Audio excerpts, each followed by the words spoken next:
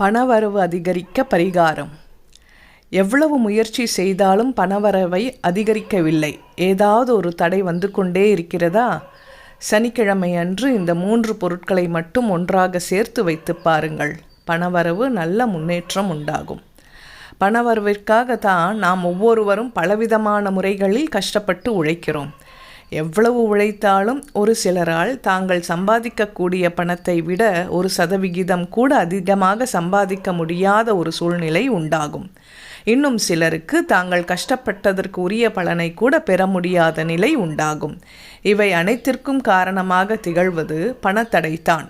இந்த பணத்தடையை நீக்கிவிட்டாலே பணவரவில் நல்ல ஒரு முன்னேற்றம் உண்டாகும். இந்த தடைகளை நீக்குவதற்கு செய்ய வேண்டிய ஒரு பரிகாரத்தை பற்றி தான் இந்த ஆன்மீகம் குறித்த பதிவில் நாம் பார்க்க போகிறோம். பணவரவு அதிகரிக்க பரிகாரம். பணவரவு அதிகரிக்க வேண்டும் என்றால் அதற்காக நாம் கடினமாக உழைக்க வேண்டும். கடினமாக உழைத்தும் பணவரவில் எந்தவித முன்னேற்றமும் இல்லை என்பவர்கள் தெய்வ வழிபாட்டில் ஈடுபடுவார்கள். தெய்வ வழிபாட்டை செய்யும் பொழுது நம்முடைய கர்ம வினைகளுக்கு ஏற்றாற்போல் தான் பலாபலன் உண்டாகும். அதே சமயம் நாம் பரிகாரங்களை செய்யும் பொழுது அந்த பரிகாரங்களின் மூலமாக சற்று கூடுதலாகவே நல்ல பலனை பெற முடியும்.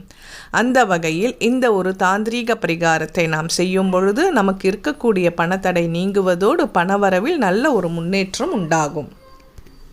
இந்த பரிகாரத்தை சனிக்கிழமை அன்று செய்ய வேண்டும். ராகு கால யமகண்ட நேரத்தை தவிர்த்து மீதம் இருக்கக்கூடிய எந்த நேரத்தில் வேண்டுமானாலும் இந்த பரிகாரத்தை செய்யலாம். முடிந்த அளவிற்கு சுபஹோரை பார்த்து செய்வது நல்ல பலனை தரும். அதேபோல் கௌரி பஞ்சாங்கத்தையும் பார்த்து தனம் லாபம் போன்ற நேரங்களில் செய்யும் பொழுது நல்ல பலன் உண்டாகும். இதற்கு நமக்கு 3 பொருட்கள் வேண்டும். இவை 3மே ஒவ்வொருவருடைய வீட்டிலும் இருக்கக்கூடிய பொருட்கள் தான். இந்த 3 பொருட்களையும் ஒன்றாக சேர்த்து வைப்பதற்கு ஒரு பச்சை நிற துணி வேண்டும். இந்த துணியை முதலிலேயே வாங்கி சுத்தம் செய்து அதை பன்னீர் ஊற்றி நன்றாக அலசி நிழலில் காய வைத்து எடுத்துக்கொள்ளுங்கள்.